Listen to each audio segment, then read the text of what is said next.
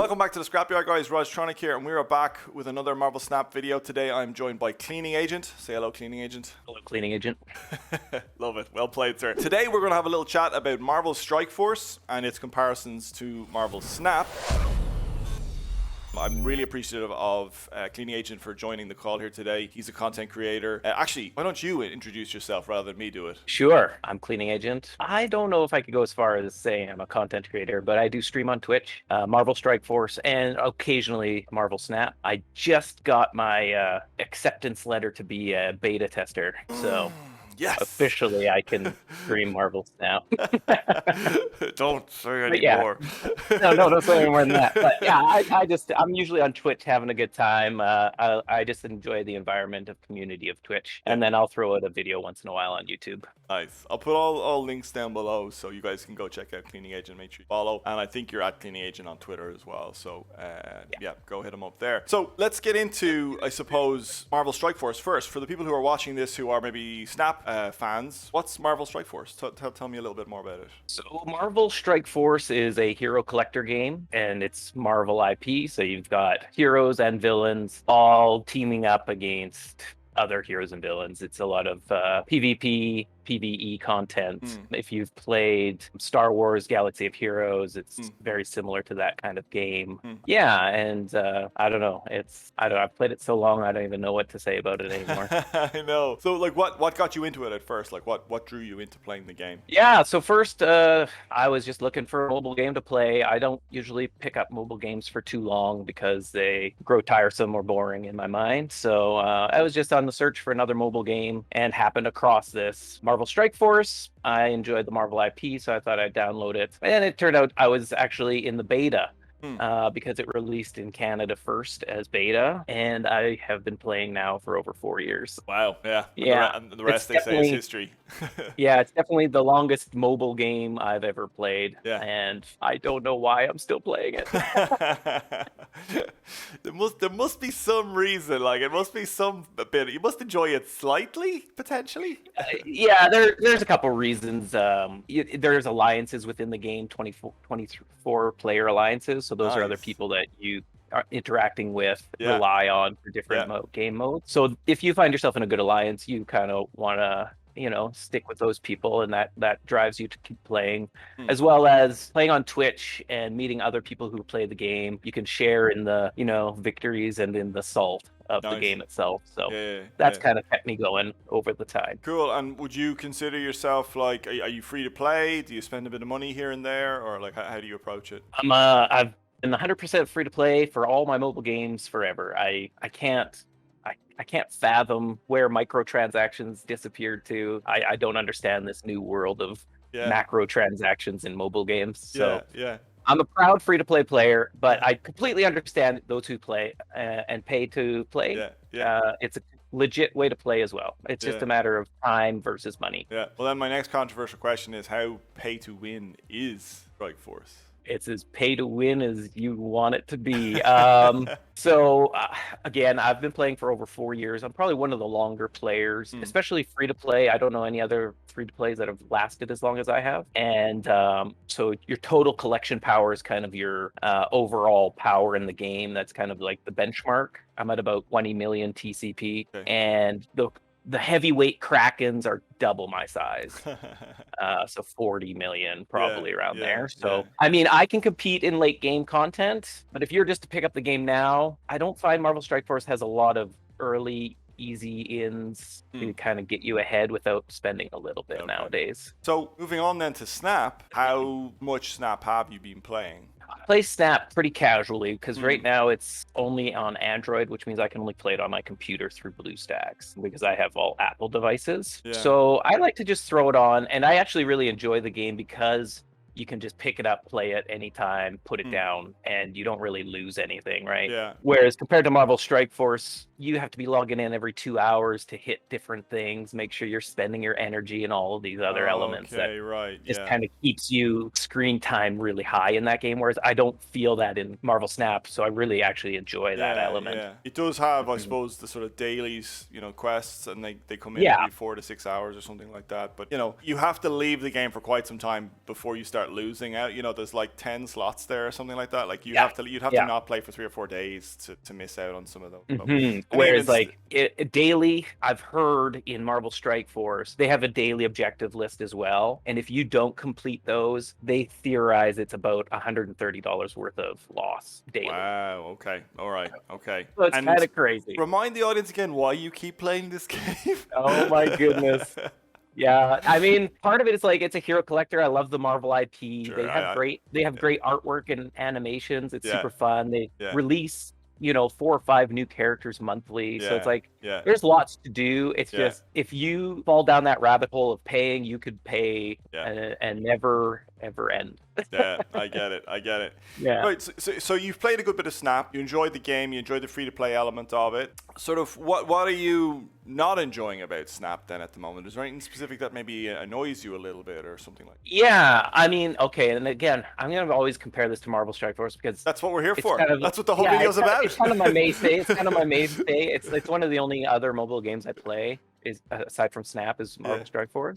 Yeah. In Marvel Strike Force, early in the game, they decided they're not going to nerf characters. So if somebody comes out and they, for some reason, are super OP in the game, Scopely, who runs Marvel Strike Force, will just make more characters that are more OP to kind of counter that, and so that if you bought that character, you don't feel bad because they're going to get a rework and get, less amazing. Yeah. Whereas I found in Snap recently with this new season, I think they actually nerfed the Nova card, right? They reduced its power up from 2 to 1 or whatever.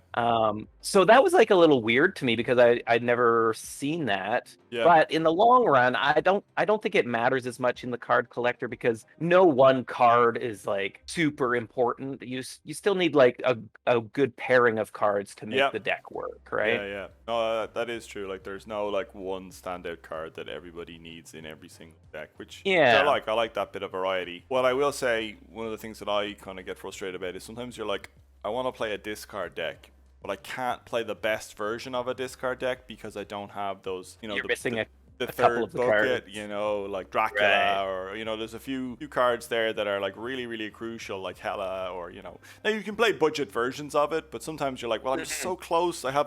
I have 11 out of the 12 like best discard, and I'm just using discard as an example here, or movement, or whatever way you want to do it. That can kind of be frustrating sometimes for me. No, that totally makes sense. Yeah. It kind of makes it like you're playing a C version when you need one card to make it an A version deck, right? Yeah, I could totally understand that. Yeah, completely. So then, we're not going to spend too much longer, but I wanted to ask you, like, what would you like to see in Strikeforce that's in Marvel Snap? Put it that way. Like, what would you like to? What kind of mechanic, or not even mechanic, but is there anything in Snap that you go, oh wow, you know what, this would really benefit Strikeforce? I don't know if this as far because they're such different kind of games.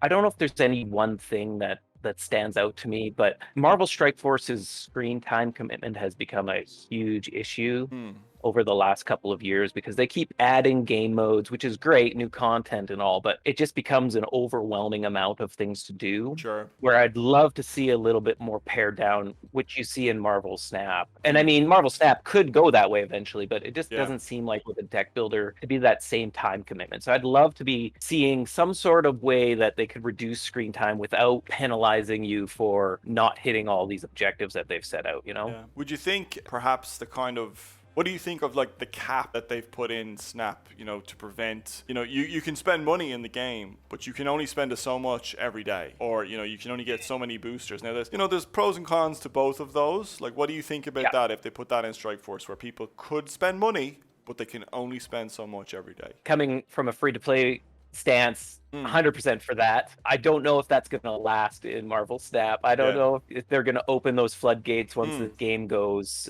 global. Yeah. Just because at the bottom end of the day, it's a company, right? They need to make money, and that's their number one goal. Yeah. So I assume they're going to open those floodgates a little bit, but I think it's a great starting place that there is a high-end limit, and you know what your ceiling is on spending going in. Yeah. Whereas Marvel Strike Force, you could spend literally thousands of dollars a day, every day. And that just it feels bad. One, for people who have addictive personalities, maybe some gambling issues, those kind of disorders can really pitfall you in that Yeah. kind of mobile game. And so I'm Yeah. happy that Marvel Snap isn't there. Yeah, yeah, no, it'd be interesting to see where they go. Like you said, number one, it's got to be make dollars and pay the salaries of people and hire new people if the team wants to grow, etc., etc. I think it is a good way of doing it. Like you said, watch this video. Cleaning Agent said it here. They're going to release those floodgates. We're going to come back to this moment.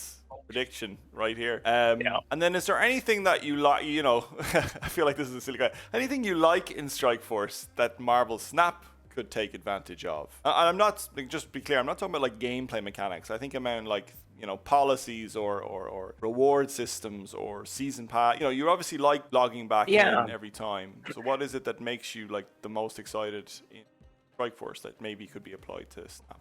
I think in Marvel Snap, I could use more if you could get a friends list. So you could PvP people you know. Yeah. I think that would be great. There's that kind of thing in Marvel Strikeforce, which is really nice. I really enjoy the community of Marvel Strikeforce. Yeah. So I enjoy being able to play games with people, whereas Marvel Snap is like you're just randomly hooking up with whoever, you know. So it's harder to like test different decks and things like that when you're just going against enemies who are just trying to up in rank, right? So I think those kind of things would be a really cool element that they could add. It would make it just more theory crafting possibilities, things like that. And then just like, I think I have a better deck than you. Let's go head to head and see who comes out on top with people you know. Yeah, absolutely. I think many people have said that the social element of Snap is not as good. I just had a brainwave there about what you're talking about, like with your, I use the word guild. It's not guild. It's a alliance guild. Alliance, whatever you want to call it. Like I don't know how Snap would implement that. You know, I don't know. Maybe you have to pick good guys and bad. Maybe there's just 2 alliances and you have to like decide are you like heroes or villains or something, and you contribute to like a mass pool of scores or you know, each side has to put cubes, you know, into a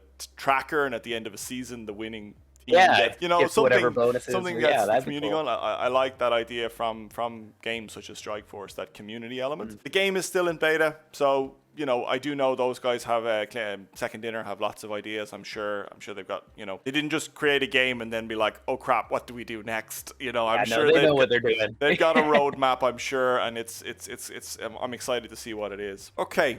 Thank you so much, Cleaning Agent, for jumping on the video here today, having a chat with me, telling us all about Strikeforce. I'm still not sure why you play the game, but, you know, maybe you're just like a glutton for punishment. I don't know. I am a glutton for punishment. I don't recommend it to my friends anymore because it's such a time sink. But, I mean, if you're brave, you love Marvel, and you got a lot of time on your hands, then it might be for you. But other than your, let's say, your Twitch link and maybe your Twitter down below, any specific video you wanna pump up right now that you're proud of or you've worked on and you think people should go check out? No, man. I do this for fun. I'm not like a hardcore creator. So I mean, if you want to come check me out on Twitch, you can see more of what I do. It's really goofy. I've got a mop, I dance, I sing. It's ridiculous. So, I mean, come check me out on Twitch if you want. Other than that, it's all good. All right. Thank you so much for joining me here today, guys. As I said, I'll leave all the links down below. If you like these kinds of videos, make sure you hit the like button and subscribe if you haven't done so already. And we'll see you in the next one. All right, everyone. Bye.